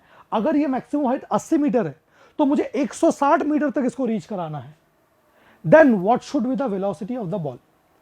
ट्राई कर सकते हैं आप लोग, ट्राई कर सकते हैं। अब देखते हैं मेरा सोल्यूशन। तो वही v0 स्पीड से फेंका, हाइट h था, हाईएस्ट पॉइंट में वेलोसिटी 0, ये मेरा बेसिक रिप्रेजेंटेशन हो गया। अब मुझे किसके किसके बीच का रिलेशन निकालना है, मुझे हाइट एंड v0 का ही रिलेशन निकालना है। उसने ऐसा ही बोला है ना, पहले v0 से फेंका तो हाइट h, तो अगर हाइट डबल चाहिए 2h चाहिए तो स्पीड कैसा, तो हमें पता है h max is u square by 2g, g तो कांस्टेंट है, तो क्या मैं h max को u स्क्वायर के प्रोपोर्शनल बोल सकता हूं? यस। सो हाइट स्पीड के प्रोपोर्शनल नहीं है, स्पीड के स्क्वायर का प्रोपोर्शनल है। एंड बेसिक मैथ से हमें पता है अगर हाइट u स्क्वायर के प्रोपोर्शनल है, so height in situation 1 upon height in situation 2 अगर मैं लूंगा तो क्या वो सिर्फ u1 अपॉन u2 होगा या u1 अपॉन u2 का होल स्क्वायर होगा? ये स्क्वायर है तो यहां पे भी स्क्वायर आएगा। अब यही केस 1 केस 2, अरे जब v0 से फेंका तब हाइट h था, तो 2h हाइट चाहिए तो कितने से फेंको, बस इसमें पुट कर दो, h is the initial height, h2 is the final height 2h, and this is v0 upon u2 मुझे निकालना है का स्क्वायर, सो ये 1/2 v0 बाई u2 का स्क्वायर। मैंने क्या किया, स्क्वायरिंग बोथ साइड्स कर दिया, सॉरी मैंने square root on both sides कर दिया। सो इसका पूरा रूट लूंगा तो ये 1 अपॉन रूट 2 हो जाएगा, एंड ये v0 अपॉन u2 आ जाएगा। तो u2 को इधर ट्रांसफर किया, रूट 2 को इधर ट्रांसफर किया, u2 मेरे पास आ गया रूट 2 इंटू v0। सो ये काफी इंपॉर्टेंट वेराइटी ऑफ क्वेश्चन है। ये बहुत पहले कहाँ पूछा गया था, AIEEE में पूछा गया था। AIEEE क्या है sir, all India engineering entrance exam ऐसा कुछ था अभी, जिसको हम लोग जेई मेंस के नाम से जानते हैं। प्लीज देख लो, अच्छे अच्छे वैरायटी ऑफ क्वेश्चंस हमने लिया है। अगेन एक सेम टाइप का क्वेश्चन, नहीं ये सेम टाइप का नहीं है। A ball is thrown vertically upward such that it crosses half of maximum height with speed 20 metre पर second. You have to find the maximum height attained. देखते एक बार solve करके, देखते क्या बोलना चाह रहा है। जब तक हम इंटरप्रेट नहीं करेंगे ना बच्चों, तब तक हमें पता नहीं चलेगा क्वेश्चन कैसे सॉल्व होगा। ये ग्राउंड है, ball is thrown vertically upwards, अच्छा नहीं 20 से नहीं फेंका है, ball is thrown vertically upwards such that it crosses half of maximum height with 20 metre पर सेकंड। मतलब अगर ये उसका पूरा रास्ता है, ये अगर टोटल हाइट h है तो वो ना height half of maximum height मतलब कुछ h/2 हाइट को वो क्रॉस करता है विथ 20 मीटर पर सेकेंड एंड हाईएस्ट पॉइंट में एज यूजुअल वेलोसिटी 0 है। अब इस क्वेश्चन में बहुत सारे बच्चे फंस जाते हैं, सर कैसे करेंगे समझ ही नहीं आ रहा। पहली बात तो वो ये इंटरप्रेट नहीं करते, इसलिए और उनको क्लियर नहीं रखता। देखो मैंने जो लिखा था क्या मैंने उसको इंटरप्रेट किया। Ball is thrown vertically upwards, यहां तक तो क्लियर है। सच that it crosses half of maximum height. अरे अगर मैक्सिमम हाइट h है तो h/2 को 20 मीटर पर सेकंड से क्रॉस कर रहा है। मुझे हाइट निकालना है, कौन सा इक्वेशन यूज करोगे? कोई इक्वेशन डायरेक्टली एप्लीकेबल नहीं होगा। तो कैसे अप्लाई करेंगे? आपको बस 2 पॉइंट चूज करना है, जिन दोनों पॉइंट्स के बीच में आप इक्वेशन ऑफ मोशन अप्लाई करना चाहते हो। सर मैं इस पॉइंट को A मान लेता हूं, ये हाफ ऑफ मैक्सिमम हाइट ये B है, ये C है। क्या आप लोग A to C equation of motion use कर सकते हो? नहीं एक्चुअली, क्योंकि क्या A पॉइंट में आपको वेलोसिटी पता है। सर कौन से 2 पॉइंट्स के बीच में इक्वेशन ऑफ मोशन यूज करेंगे, ये कैसे पता चलेगा? ये जो पॉइंट्स में आपके पास अवेलेबल डेटा है, जैसे B से लेके C तक अगर आप इक्वेशन ऑफ मोशन यूज करोगे, B से लेके C तक अगर आप इक्वेशन ऑफ मोशन यूज करोगे तो B पॉइंट में इनिशियल वेलोसिटी कितना है? सो B is your initial point, C is your final point. तो इनिशियल वेलोसिटी आपके पास कितना है? अपवर्ड डायरेक्शन को अगर पॉजिटिव मानोगे 20 मीटर पर सेकंड, फाइनल वेलोसिटी कितना है? 0। 2 डेटा तो आपको आ गया। एंड B से लेके C तक अगर ये h/2 है, ये टोटल h है, तो ये भी h/2। सो B से लेके C तक डिस्प्लेसमेंट कितना है? Displacement is h/2। Acceleration vertically downwards -g। तो आपके पास s है, u है, v है, a है, t नहीं है, तो v square is equal to u square plus 2s use करके बहुत इजीली h का वैल्यू निकाल सकते हो। मैंने आपके लिए ये कर रखा है। देखिए ये h/2 था, ये h था, ये 20 मीटर पर सेकंड था। सो b से लेके c तक मैंने इक्वेशन ऑफ मोशन यूज किया है, ये डेटा मैंने इनिशियली रिपोर्ट किया है। And v square is equal to u square plus 2s, v finally 0, u square 20 का square 400 plus 2 into -10 into h/2। And यहां से मेरे पास h का आंसर आ गया 40 मीटर। ये हाफ 40 मीटर नहीं है, टोटल 40 मीटर है। So this was a first important question जिसमें डायरेक्टली हम लोग कोई फॉर्मूला यूज नहीं करेंगे, हमें सोच के करना पड़ेगा। अगर आप मेरे स्टूडेंट्स हो तो अभी से आपको जितना भी दिक्कत लगे प्लीज अभी से ये हैबिट करो कि इक्वेशन ऑफ मोशन यूज हम लोग हमेशा 2 पॉइंट के बीच में करेंगे। एंड वो 2 पॉइंट्स कौन सा होगा? एक तो हमेशा अगर ऐसे फेंका है तो हाईएस्ट पॉइंट ही यूजुअली लेते हैं हम लोग, हार्ड एंड फास्ट कुछ नहीं है। वो 2 पॉइंट्स जहां पे हमें डेटा पता है, क्योंकि ग्राउंड वाला डेटा हमें पता नहीं था इसलिए ये वाला हमने यूज नहीं किया। So this is a simple way to solve this kind of question. Question 6, a ball is released from a height h। Case 2 में हम आ गए। तो 5 क्वेश्चन में मैंने आपको क्या सिखा दिया? 5 क्वेश्चन में मैंने आपको ग्राउंड टू ग्राउंड प्रोजेक्शन सिखा दिया। एक बार फिर से अगर समराइज करें, ग्राउंड टू ग्राउंड प्रोजेक्शन में जिस हाइट से फेंका उसी हाइट में हमें वापस आना है। ऊपर जाने का टाइम u/g, नीचे आने का time u/g, total time 2u/g, maximum height u²/2g। इससे ज्यादा आपको कुछ भी नहीं चाहिए। Body thrown vertically downward from a height, एक हाइट से बॉडी को वर्टिकली डाउनवर्ड हमने फेंका है। A ball is released, release जो वर्ड है ना, रिलीज्ड मतलब हमेशा इनिशियल वेलोसिटी 0। रिलीज्ड यूज ना होके अगर वो ड्रॉप्ड भी बोले, ड्रॉप्ड या जस्ट ड्रॉप्ड, इसका मतलब भी initial velocity 0। So height h से एक बॉल को उसने ड्रॉप किया है, ठीक है। Time taken to reach the ground and velocity just before reaching the ground. So this is my situation. ये हाइट h है एंड हाइट h से इस बॉल को ड्रॉप किया है, मतलब इनिशियल वेलोसिटी 0 है। सो अब तो ये बॉल नीचे जाएगा, तो वेलोसिटी नीचे की तरफ है, तो मैंने डाउनवर्ड डायरेक्शन को पॉजिटिव, अपवर्ड डायरेक्शन को नेगेटिव माना है। आपको साइन कन्वेंशन क्लियर होना चाहिए। कुछ लोग एक्सेलरेशन को इस चैप्टर में हमेशा -g यूज करने बोलते हैं, बट आज एक्सेलरेशन ड्यू टू ग्रेविटी तो हमेशा नीचे ही आएगा। एंड कुछ लोग क्या करते हैं, ऊपर हमेशा पॉजिटिव, नीचे हमेशा नेगेटिव, इसलिए उसका a का वैल्यू हमेशा माइनस ही आता है। आप जैसा भी यूज करो, मैं तो जिधर वेलोसिटी उधर पॉजिटिव मानता हूं। आज वेलोसिटी नीचे तो नीचे पॉजिटिव, ऊपर नेगेटिव। ये पॉइंट A है, ये पॉइंट B। मैं A एंड B पॉइंट के बीच में इक्वेशन ऑफ मोशन यूज करूंगा। सो इनिशियल वेलोसिटी कितना? A से B, इनिशियल वेलोसिटी 0। बताओ ना, A से B तक ऑब्जेक्ट का डिस्प्लेसमेंट कितना? पूरा ये h, तो h। Acceleration due to gravity हमेशा नीचे की तरफ रहता है एंड आज डाउनवर्ड डायरेक्शन पॉजिटिव है, सो a for the first time is +g। Time मुझे निकालना है, वेलोसिटी मुझे निकालना है। इक्वेशन कौन सा यूज करेंगे? s is equal to ut plus half at square, क्योंकि u 0 है तो ut वाला टर्म वैनिश हो गया, हाफ a के जगह gt square. So h is half g t square. हमने दिमाग में कंसेप्ट को कैसे फिक्स किया, अगर एक ऑब्जेक्ट को एक हाइट h से जस्ट रिलीज किया जाता है, ड्रॉप किया जाता है, तो टाइम t में वो कितना चल लेता है, हाफ जी टी स्क्वायर। यहां से अगर टी स्क्वायर निकाले तो 2h/g, या टाइम निकाले तो √2h/g। बहुत लोग याद रखते हैं, मैं आपको याद रखने के लिए फोर्स नहीं करूंगा, आप फिजिकली इक्वेशंस लगाइए एंड चीजों को सॉल्व करिए। सो √2h/g। फिर हम लोग लगाएंगे v square is equal to u square plus 2s। Final velocity मुझे निकालना है, v square is u square 0 2gh, तो v स्क्वायर इज 2gh, मतलब v इज √2gh। ये दोनों को याद रखने में मैं आपको कोई फोर्स नहीं करूंगा, आप सिंपली इक्वेशंस ऑफ मोशन से ही करिए, धीरे धीरे आपको ये याद होते जाएंगे। तो अगर हमें इस सेकंड वैरायटी को अच्छे से समझना है, तो जैसे हमने ग्राउंड टू ग्राउंड प्रोजेक्शन को डिटेल में फील किया था, उसी तरीके से हम इस वैरायटी को फील करते हैं। Feel of body drop from a height. Drop from a height मतलब initial velocity 0। First point is mass is not present in any equation. Any equation मतलब हमने देखा था हाइट h से अगर बॉडी को ड्रॉप करे तो time to reach the ground is √2h/g, हमने ये डिराइव किया था, and velocity on reaching the ground is √2g_H। कोई भी इक्वेशन में मास नहीं है, मतलब अगर 5 kg एंड 50 kg के ऑब्जेक्ट को ड्रॉप किया जाए इन वैक्यूम, तो time to reach the ground सिर्फ हाइट एंड जी के ऊपर डिपेंड करता है। This means that a heavy body and light body drop from same height.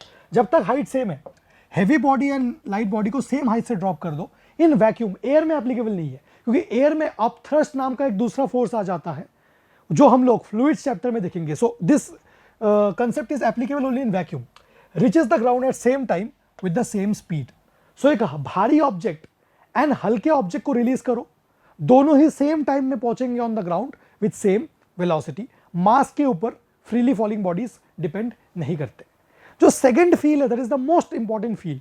फिर से वही वाला फील, एक ऑब्जेक्ट को यू वेलोसिटी से थ्रो किया गया, 1 सेकंड बाद उसका वेलोसिटी कितना, 2 सेकंड बाद, 3 सेकंड बाद, 4 सेकंड बाद, 5 सेकंड बाद, एंड कितने कितने डिस्टेंस इसने ट्रेवल किया। मुझे चाहिए ratio of distance in first successive n seconds and ratio of distance in successive nth second. ये सेम चीज हमने equation of motion horizontal motion में डील किया था, यहां पे भी एक बार समझ लेते हैं। Ratio of distance in first successive n second, S1 मतलब distance in the first 1 second, 0 से लेके 1 सेकेंड तक उसने कितना कवर किया, हाफ g1 स्क्वायर, मतलब ये कितना आता है, 5 मीटर। इसको हमने x लेट कर लिया, this is half g2 square, कितना आ गया ये अगर 5 मीटर है तो this is 5 × 4 20 metre. Then this is half g3 square, half g4 square. मतलब मैं आपको क्या समझाना चाह रहा हूं, मैं आपको समझाना चाह रहा हूं कि फर्स्ट 1 सेकेंड में उसने कितना ट्रेवल किया, 5 मीटर। फर्स्ट 2 सेकेंड मतलब 0 से लेके 2 तक उसने कितना ट्रेवल किया total, half g2 square, half g मतलब 5 × 4 20 मीटर, मतलब 0 से लेके ये total this is 20 metre. Then 0 से लेके 3 सेकेंड तक उसने कितना ट्रेवल किया, 5 × 9 दैट इज 45 मीटर, ये पूरा 45 मीटर। 0 से लेके 3 सेकेंड तक ये पूरा 45 मीटर। सो 0 से 1 तक 5 मीटर, 0 से 2 तक 20 मीटर। सो ये 5 मीटर, ये 20 मीटर। सो 1 से 2 तक कितना, 15 मीटर। 1 से 2 तक कितना, 15 मीटर।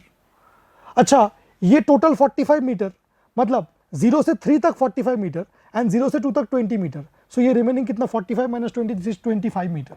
सो अगर मैं कंक्लूड करूं, आप जब सॉल्व करोगे, आपको सॉल्व करके कुछ ऐसा आएगा। मैं इन चीज़ों को मिटा रहा हूँ, इन चीज़ों को मिटा रहा हूँ।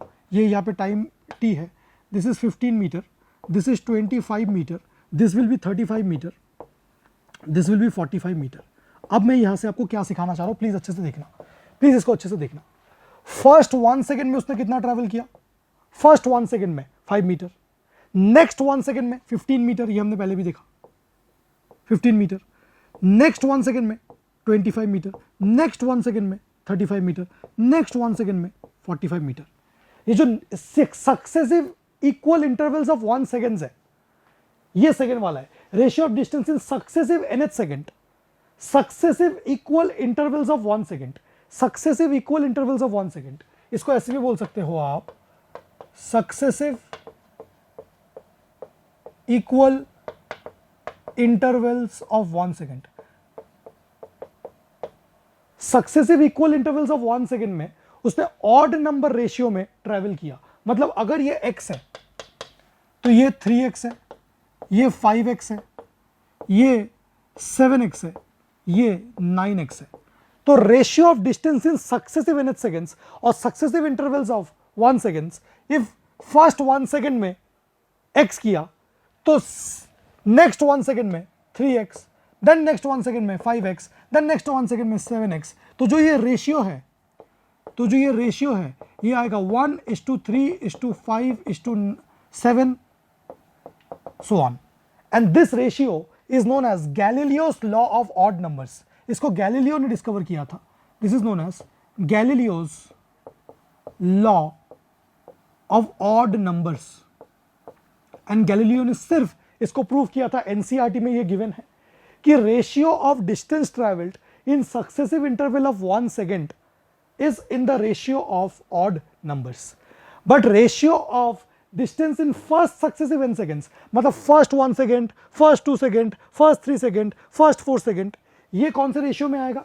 ये x, 4x, 9x, 16x इस तरीके का आएगा। मतलब 1:2, 1:4, 9:16, मतलब ये n स्क्वायर वाले रेशियो में आएगा। सो ये दोनों चीजें हमने कहाँ पे डिराइव किया था? हमने लास्ट वीडियो पे भी डिराइव किया था, बट फॉर हॉराइजेंटल मोशन। अपने दिमाग में आपको चीजें कैसे फिक्स करना है, अपने दिमाग में आपको यू वेलोसिटी से रिलीज किया, फर्स्ट 1 सेकेंड में x, नेक्स्ट 1 सेकेंड में 3x, नेक्स्ट 1 सेकेंड में 5x, नेक्स्ट 1 सेकेंड में 7x, ऐसे याद रखना। तो अगर कोई पूछे कि फर्स्ट 1 सेकेंड में x, फर्स्ट 2 सेकेंड में 4x, अरे फर्स्ट 3 सेकेंड में 9x, अरे फर्स्ट 4 सेकेंड में, इस तरीके से आप चीजों को सोच सकते हो। चलिए देखते हैं अगला एक क्वेश्चन है जो होमवर्क है, क्योंकि ये बिल्कुल स्ट्रेट फॉरवर्ड क्वेश्चन है। A body is dropped from a height 80 metre, 80 metre height से ड्रॉप्ड है, time to reach the ground and velocity just before reaching the ground. अगर आप इसे डायरेक्ट फॉर्मूले से करते हो ना तो बहुत ईजी है, बट मैं चाहता हूं कि आप इक्वेशंस लगा के करो। ऑल्दो ये होमवर्क प्रॉब्लम है, पर देखो मैं इस प्रॉब्लम से दो चीजें दिखा रहा हूं। एक है मेथड 1 जहां पे आपको कुछ रटना नहीं पड़ेगा, एक है मेथड 1 कि अगर 80 मीटर से हमने एक ऑब्जेक्ट को रिलीज किया, सो ये मेरा point A and this is my point B. मैं ए से लेके बी तक इक्वेशन ऑफ मोशन यूज करूंगा। ए से लेके बी तक क्या करूंगा? Equation of motion. बताओ ए से लेके बी तक इनिशियल वेलोसिटी कितना? 0, एंड डाउनवर्ड डायरेक्शन को मैंने पॉजिटिव माना है, सो एक्सीलरेशन इज +10 मीटर पर सेकेंड स्क्वायर। डिस्प्लेसमेंट कितना हुआ? Displacement is 80 metre. So what should I use? I should use s is equal to ut plus half AT square. u तो 0 है बच्चों, so s is half GT square. Half g कितना? And displacement was 80 metre, वही maximum height है, 80 metre, half g कितना? 10 into t square, मुझे t चाहिए, this is 5, 80/5 is 16, so t square is 16 and time is 4 second. तो ये जो मैंने इक्वेशन फ्रेम करके सॉल्व किया, जिसमें थोड़ा सा टाइम लगा, बट ये एक फंडामेंटल अप्रोच है, प्लीज इसको प्रेफर करना, क्योंकि ये कभी भी आपको धोखा नहीं देगा। अगर आप थोड़ा सा अच्छे से सॉल्व करोगे तो आंसर हमेशा आएगा। एग्जाम में कैसे करना है वो डिफरेंट है, बट जब आप फर्स्ट टाइम एक टॉपिक सीख रहे हो, हमेशा फंडामेंटल अप्रोचेस को यूज करना। अब कोई आपको बोलेगा कि t is equal to √2h/g, ये फॉर्मूला यूज कर लो। सो 2 हाइट कितना? 80/g कितना? सो ये 16 आ गया, मतलब 4 सेकेंड। इससे आंसर तो जल्दी आ गया, बट इससे आपका problem solving skills brush up नहीं हुआ। सिर्फ आपने फॉर्मूला लगाया, आंसर आ गया, रेडीमेड फॉर्मूलाज है। तो पहले जब आप टॉपिक को सीख रहे हो, जब आप क्लास 11th में हो, आप बेसिक अप्रोचेस को यूज करके आंसर लाओ, एंड फॉर्मूले से चेक करो कि आंसर सही है कि नहीं। फॉर्मूले से चेक करो, फॉर्मूला को चेक करने के लिए यूज करो। सिर्फ फॉर्मूला यूज करने से आपका फंडामेंटल फिजिक्स डेवलप नहीं होगा।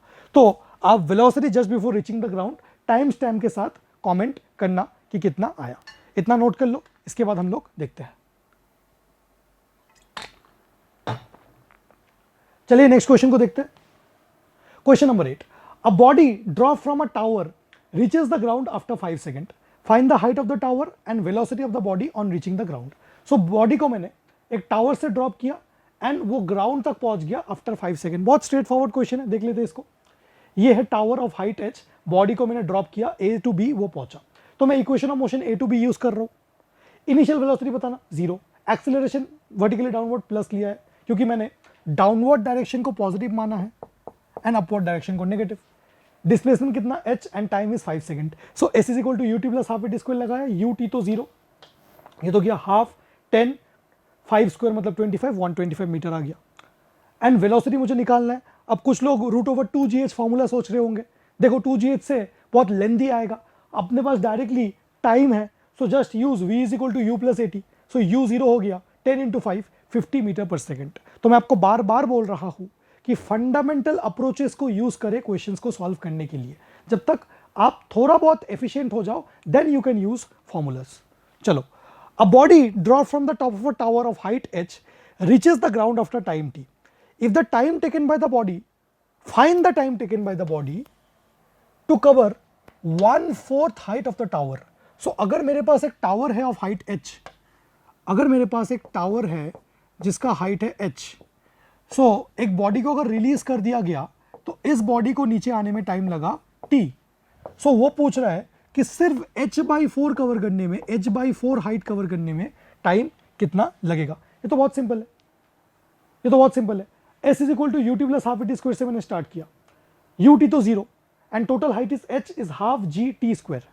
क्योंकि हाफ g कांस्टेंट है तो मैं बोल सकता हूं height is proportional to time का स्क्वायर.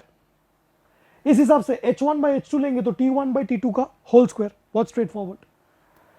अब केस 1, जब हाइट h है तब टाइम t है. देखो ना, height h then time t, तो जब हाइट h/4 है तब टाइम कितना. सो इस फॉर्मूले में पुट कर दो, आपको ये मिल जाएगा सॉल्व करके. ये 4 ऊपर चला गया, सो 4 इज t/t2 का होल स्क्वायर. बोथ साइड में मैंने स्क्वायर रूट ले लिया. जैसे ही स्क्वायर रूट ले लिया, ये 2 इज इक्वल टू t/t2 हो गया एंड t2 आ गया t/2. सो अगर हाइट h टाइम t में कवर होता है, h/4 t/2 में कवर होता है. Is this clear? चलिए, a body dropped from a tower of height h reaches the ground after time t. Find the height of the body from the ground after t/2 time. अब ये बस घुमा फिरा के वही पूछ रहा है. Again the same thing. हमें पता है कि height is proportional to time का square, then you have to use h1/h2 is t1/t2 का स्क्वायर. मैंने बस हिंट दे दिया कि इस फॉर्मूले से ये होगा, एंड ये फॉर्मूला कोई हार्ड एंड फास्ट फॉर्मूला नहीं है. ये तो सिचुएशन टू सिचुएशन हमने देख के किया कि ये इसके प्रोपोर्शनल है, वैसा ही कुछ पूछ रहा है. ये भी होमवर्क है, सेम टाइप ऑफ क्वेश्चंस में होमवर्क दे रहा हूं. जैसे कि मैंने क्वेश्चन नंबर 9 आपको सॉल्व कराया, एकदम सेम टाइम, बस वैल्यू चेंज है. तो इसको भी आप टाइम स्टैम्प के साथ प्लीज नीचे कमेंट करना. देखो बच्चों, कमेंट से मुझे पता चलता है कि आप होमवर्क को अच्छे से कर रहे हो कि नहीं कर रहे हो. After 1 day of publishing the video मैं एक्चुअल आंसर्स पिन कमेंट्स में दे दूंगा, एंड जो बच्चे कमेंट्स करेंगे उन बच्चे का नाम तो मुझे याद रहेगा. जैसे मुझे पता है कि सागर, अनीश, रितिका, आप लोग वीडियो देख के कमेंट करते हो तो बच्चों का नाम याद रहेगा, एंड मैं पर्सनली उसको लव रिएक्ट भी करूंगा. चलिए नेक्स्ट क्वेश्चन देखते हैं. Question number 11. 2 balls A and B are dropped from same height. तो 2 balls है A and B drop from same height. If ball B is released 1 second after ball A. जैसे ही ऐसे चीजें बोलते थे ना, मैं जब क्लास 11 में था कि बॉल A को 1 second after ball B release किया गया, then find the separation between the balls 2 second after releasing the ball B, तो बहुत मेरे को कंफ्यूजन होता था कि अरे A पहले था, B पहले था, 2 second था, 1 second था. बहुत कंफ्यूजन. ऐसे कंफ्यूजन को अवॉइड करने के लिए एक तो आपको वर्ड्स के ऊपर फोकस करना पड़ता है, एंड साथ ही साथ चीज़ों को इंटरप्रेट करते हुए जाना है. आप वीडियो को पॉज करके इसको एक बार अटेम्प्ट करो. मैं थोड़ा सा पानी पीता हूँ, प्यास बहुत लग रही है. कोटा में ऑलमोस्ट 50 डिग्री हो रहे हैं. आप लोग भी प्लीज हाइड्रेटेड रहना, क्योंकि ये टाइम लाइक धूप की वजह से बहुत कुछ हो सकता है. अब इसको इंटरप्रेट करते हैं, देखते हैं. 2 balls A B drop from the same height. Ball B is released 1 second after ball A. Ball B is release 1 second after ball A. तो पहली बात दिमाग में क्लियर कर लो, पहले किसको रिलीज किया गया. Who is release first. Ball A को पहले रिलीज किया. तो बॉल ए को अगर पहले रिलीज किया, मैं मान लेता हूं कि जब स्टॉप वॉच में 0 था तब बॉल ए को रिलीज किया गया, एंड बॉल बी को 1 second after ball A. So t is equal to 0 में बॉल ए को रिलीज किया गया जब स्टॉप वॉच में 0 था, एंड बॉल बी को उसके 1 second बाद जब स्टॉप वॉच में टी इज इक्वल टू 1 था. जो मुझे कहानी बताना है उनके बीच का सेपरेशन 2 second बाद बताना है. सो बॉल ए के 2 second बाद मतलब बॉल ए वाला स्टॉप वॉच में टी इज इक्वल टू 2 चल रहा है, एंड बॉल बी वाला स्टॉप वॉच में टी इज इक्वल टू 3 चल रहा है. अब इस सिचुएशन में मुझे बताना है, इसका मतलब बॉल ए मोशन में सिर्फ 2 second तक था, एंड बॉल बी मोशन में 3 second तक था. समझ नहीं आया. Ball A and ball B, ball A को पहले रिलीज किया कब, जब स्टॉप वॉच 0 पे था, एंड बॉल बी को जब स्टॉप वॉच 1 में था. Then they are saying find the separation between the balls, balls के बीच का separation 2 second after releasing ball B. Ball B release करने के 2 सेकेंड बाद टाइम कितना हो रहा है, बॉल बी के लिए 3 सेकेंड, बॉल ए के लिए कितना 2 सेकेंड, मतलब बॉल ए ने 2 सेकेंड तक ट्रेवल किया, बॉल ए ने 2 सेकेंड तक ट्रेवल किया, बॉल बी ने 3 सेकेंड तक ट्रेवल किया, बॉल बी ज्यादा चल गया, तो इन दोनों का सेपरेशन कितना होगा, distance travel by ball B minus distance travel by ball A. अरे बॉल ए ने कितना ट्रेवल किया 2 सेकेंड तक, कितना half g 2 square, and ball B ने हाफ जी 3 स्क्वायर, सेपरेशन क्या, ball B minus ball A, है ना। So half g 3 square minus half g 2 square, half g को कॉमन ले लिया 3 square minus 2 square, A square minus B square, आप बस solve कर लो, अभी इधर ही वैल्यू निकाल के माइनस कर दो। सो आंसर आ गया 25 मीटर। मैंने थोड़ा सा इसको अच्छे से सॉल्व किया है। नेक्स्ट क्वेश्चन देखते हैं। A body is drop from the top of a tower, another body is released 1 second later from the balcony which is 20 metre below the top of a tower. Again एक के बाद दो, कुछ ऐसा। Body is drop from a top of a tower, इतना तो मेरे को क्लियर है। Another body is released 1 second later from a balcony which is 20 meter below the top of a tower, 20 meter below the top of a tower. If both the bodies reach the ground simultaneously, you have to find the height of a tower. ये काफी अच्छे variety के questions मैं आपको करा रहा हूं। सोचते, वीडियो को पॉज करके सोचो। ठीक है सर, ये मेरा कुछ टावर है, total height of the tower कितना है, h है। ये टावर के टॉप मोस्ट पोर्शन से 20 मीटर नीचे एक बैल्कनी है। देखना, another body is released 1 second later from a balcony which is 20 meter below the top of a tower. Top से 20 मीटर नीचे बॉल बी को मैंने रिलीज किया है। सो अगर ये h, ये 20, तो रिमेनिंग h माइनस 20। तो बॉल ए ने टोटल कितना ट्रेवल किया होगा, h। बॉल बी ने टोटल कितना ट्रेवल किया होगा, h माइनस 20। इतना तो क्लियर है। अब टाइमिंग भी देख लेते किसको किसके बाद। Another body is released 1 second later from the balcony, मतलब किसने ज्यादा ट्रेवल किया, बॉल ए को रिलीज करने के 1 सेकेंड बाद बॉल बी ने ट्रेवल किया है, मतलब ball A 1 second extra travel करता है। Ball B is released 1 second after ball A, so A travels 1 second extra. Are you getting this? अगर ए टी टाइम के लिए ट्रेवल करता है, सो बी टी माइनस 1, क्योंकि ए 1 सेकेंड एक्स्ट्रा, ये अगर टी तो ये T plus 1, something like this. समझ रहे हो? इसको देखते हैं। सो मैं क्या कर रहा हूं, मुझे चाहिए the height of the tower.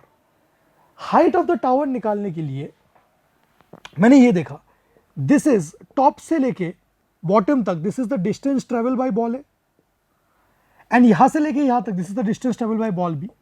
Distance travel by ball A minus distance travel by ball B is equal to 20 by basic observation, क्योंकि ये पूरा हाइट ए ने ट्रेवल किया, सो ए ने टोटल हाइट ही ट्रेवल किया एंड बी ने जस्ट h माइनस 20 ट्रेवल किया। इन दोनों का जो डिफरेंस है दैट इज 20। ए ने कितना ट्रेवल किया, इनिशियली 0 है, तो half g t square, and B ने कितना ट्रेवल किया, हाफ जी टी माइनस 1 का स्क्वायर।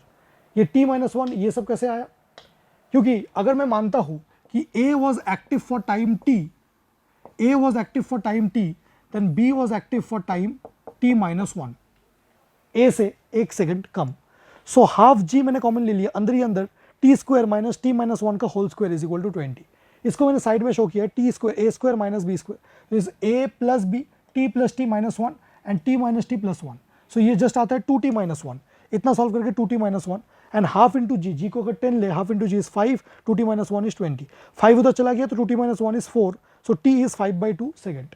तो मुझे टोटल टाइम मिल गया। And what do I need to find? I need to find the height of the tower, and the height of the tower is nothing but half gt square, which is equal to the distance moved by a. So अगर मैं half gt square में t को 5/2 put करूँ, 5/2 का square मतलब 25/4, then I will get the height of the tower as 125/4 metre. ये एक ऐसा वैरायटी ऑफ क्वेश्चन था जो देखने में तो टफ अपियर होता है, बट इसका सोल्यूशन इन रियलिटी में बहुत ज़्यादा ईजी है। आप लोग इस क्वेश्चन को अच्छे से नोट कर लो, इसके बाद हम लोग आगे देखते हैं। चलिए बच्चों, let's look at the next question. Next question हमारे सामने एक बहुत इंपॉर्टेंट क्वेश्चन है जो बहुत बार नीट में पूछा गया है एंड अदर कुछ इंजीनियरिंग एंट्रेंस एग्जाम में भी पूछा गया है। बहुत पहले आई गेस ये जेईई मेंस में भी पूछा गया था। Water drops are falling at regular intervals of time from a tap which is 18 metre above the ground. If the first drop reaches the ground when fourth drop starts to fall, अरे बाप रे बहुत confusion, first drop ground में है, fourth drop just to fall, okay, find the position of the second and third drop from the ground. बच्चों ये ना ऐसे वैरायटी क्वेश्चन है जहाँ पे ऑफलाइन स्टूडेंट्स मुझे आके बोलते सर करना क्या है बताओ, कुछ ही समझ नहीं है यार। तो ऐसे क्वेश्चंस को करने के लिए ना आपको इंटरप्रेट करना होगा, पहले जितना भी आपको समझ में आता है उसकी एक तस्वीर आपको बनानी पड़ेगी, तब आपको चीजें अच्छे से समझ में आएगा।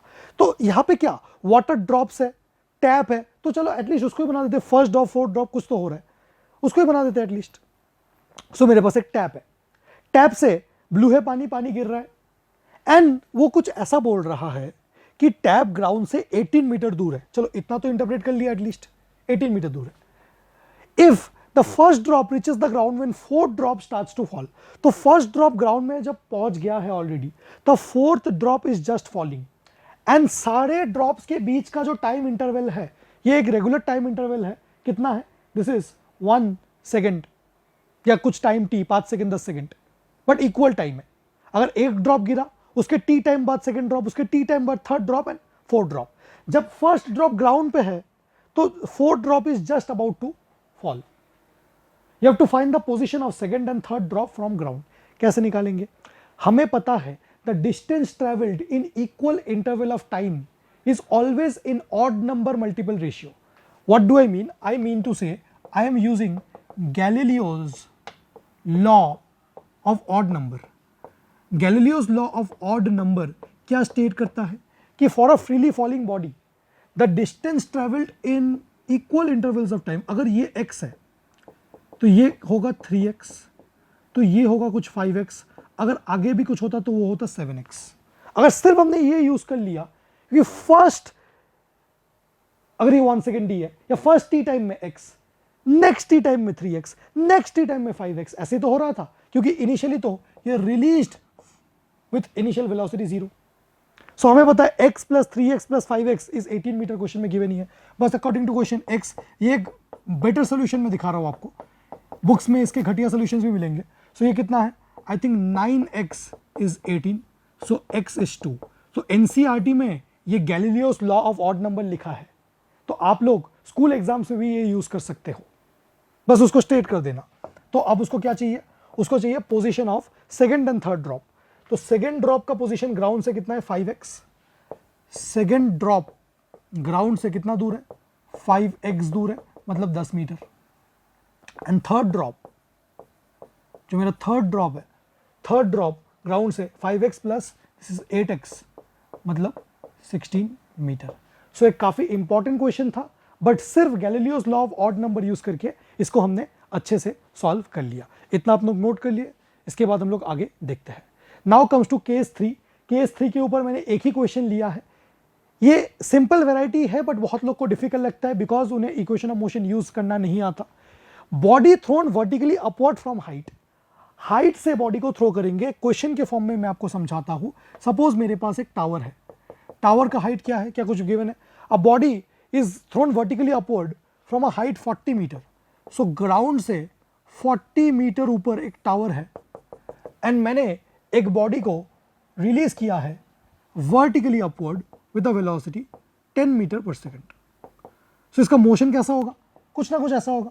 ये पहले थोड़ा ऊपर जाएगा, ऊपर जाएगा, ऊपर जाएगा, फिर ये नीचे आएगा, नीचे आएगा, नीचे आएगा, नीचे आएगा। यहाँ पे मान लेते हैं ये पॉइंट ए है, जो हाईएस्ट पॉइंट है वो पॉइंट बी है एंड ये जो ग्राउंड है ये पॉइंट सी है। मुझे हमेशा ऑरिजिन किसको मानना है, जहां से ऑब्जेक्ट को फेंका गया है वही ऑरिजिन है। Point of projection, this is my origin 0,0। अब वेलोसिटी इसके ऊपर है, मतलब यहां से अपवर्ड डायरेक्शन में पॉजिटिव मानो सारे क्वांटिटीज को, डाउनवर्ड डायरेक्शन में नेगेटिव मानो। जहां से ऑब्जेक्ट को फेंका वही आपका ऑरिजिन है। अब वेलोसिटी उसके ऊपर है, मतलब इसके ऊपर जितने भी वेक्टर क्वांटिटीज है उनको पॉजिटिव मानो एंड इसके नीचे जितने भी वेक्टर क्वांटिटीज है उनको नेगेटिव मानो। ठीक है। Time taken to reach the ground, total time चाहिए टू रीच द ग्राउंड। दो मेथड से, एक तो इसको तोड़ के कर लो, ए से लेके बी तक ये अपवर्ड मोशन है ग्राउंड टू ग्राउंड प्रोजेक्शन का, एंड बी से लेके सी तक, क्योंकि यहां पे वेलोसिटी 0 है, क्योंकि यहां पे फाइनल वेलोसिटी 0 है, तो बी से लेके सी तक ये बस object drop from a height है। इस तरीके से कर सकते हो या फिर डायरेक्टली इक्वेशन मोशन लगा के कर सकते हो। पहले मैं तोड़ के दिखा रहा हूं। पहले what is A to B, ये जो मोशन है A to B ground to ground motion का अपवर्ड मोशन है, this is upward ground to ground. So A से लेके बी तक टाइम ऑफ एसन कितना होगा, 10 मीटर पर सेकंड से फेंका, सो u बाई जी 10/10 1 सेकेंड। सो ये ऊपर जाने में 1 सेकेंड। अब बी से लेके सी तक this is object drop from a height, क्योंकि वो इनिशियल वेलोसिटी 0 से स्टार्ट कर रहा है, ये ड्रॉप्ड वाला केस है, इजंट इट। इसमें टाइम कितना चाहिए, टाइम इज √2h/g। h कितना होगा, ये टोटल हाइट। अब ये तो 40 मीटर है, तो ये हाइट कितना है, दिस इज 10 मीटर पर सेकेंड, ये 0, 10 + 0 कितना, 10 + 0 इज 10/2, 5 इंटू ये टाइम कितना है 1 सेकेंड, मतलब ये 5 मीटर है, मतलब this is 5 metre. So total height is 45 metre.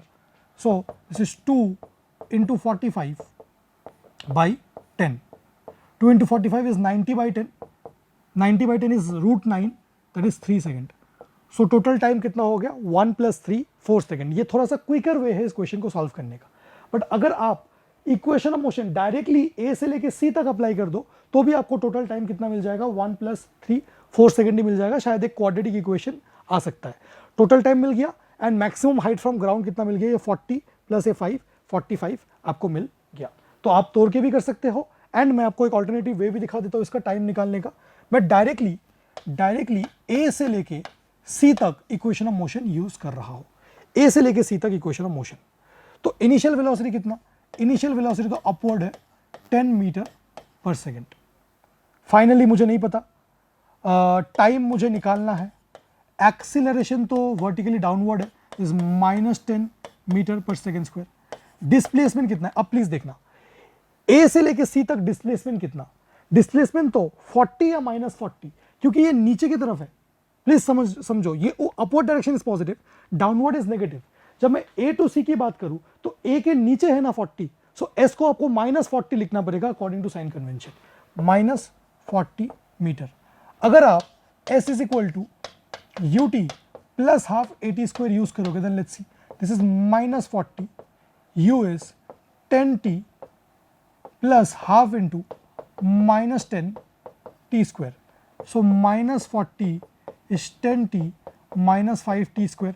Quadratic का फॉर्मेट लेके आता हूँ, 5t² - 10t - 40 is equal to 0। 5 से डिवाइड कर देते हैं, t² - 2t - 8 इज 0। ठीक है, अब 8 को अगर स्प्लिट करे तो क्या कर सकते हैं, 4 और 2 से -8 है ना, -8 ही आना चाहिए क्या, ये -40, ये 10t, ये -5t², -5t² इधर, ओके। So this is -8। तो हम लोग ऐसे लिख सकते हैं इसको, -40 + 2t -8 इज 0। मिडिल टर्म को स्प्लिट किया, t कॉमन लिया, t - 4 + 2 कॉमन लिया, t - 4 is 0। So I think t - 4 and t + 2 is 0। So t के 2 रूट्स आ रहे, एक तो 4 एंड एक तो 2। So t is equal to 4 second is my answer, क्योंकि t - 2 is not possible. So this is one another way to use equation of motion directly फ्रॉम A to C, and the best way to solve these kind of question is to break it down into ये वाला part and ये वाला part. यहाँ पे velocity 10 metre पर second था, यहाँ पे 0 था, तो अगर इतना डिस्टेंस आपको निकालना है तो 10 + 2/2 into the time that is required, the time was 1 second. तो आई होप ये 14 क्वेश्चंस करने के बाद आपका मोशन अंडर ग्रेविटी सिर्फ क्लियर नहीं हुआ, आपके दिमाग में फिट हो गया। देखो बच्चों, motion under gravity is very very essential to understand projectile motion. अगर आप इस पार्ट को स्किप कर दोगे तो आगे जाके प्रोजेक्टाइल मोशन में 100% आपका दिक्कत आएगा, जो कि नेक्स्ट चैप्टर है। बहुत सारे ऑफलाइन स्टूडेंट्स मुझे आके बोलते हैं सर प्रोजेक्टाइल मोशन समझ में नहीं आ रहा। मेजोरिटी ऑफ द केसेस में मैंने जो डायग्नोस किया है कि उनका मोशन अंडर ग्रेविटी कोई टॉपिक ही टीचर्स ने नहीं लिया, डायरेक्टली प्रोजेक्टाइल स्टार्ट किया, इसलिए उनको दिक्कत आ रहा है। जिस तरीके से मैंने ये चैप्टर कंप्लीट कराया, न्यूमेरिकल्स कराया, अगर आपने अच्छे से समझ लिया, नोट कर लिया, 1 से 2 बार आपको रिवाइज आपने कर लिया, देन इस चैप्टर में एंड इवन आगे आने वाला प्रोजेक्टाइल मोशन में आपको कोई भी रोक नहीं सकता। सो बच्चों, I will see you again in the next lecture. तब तक के लिए happy learning, take care, bye.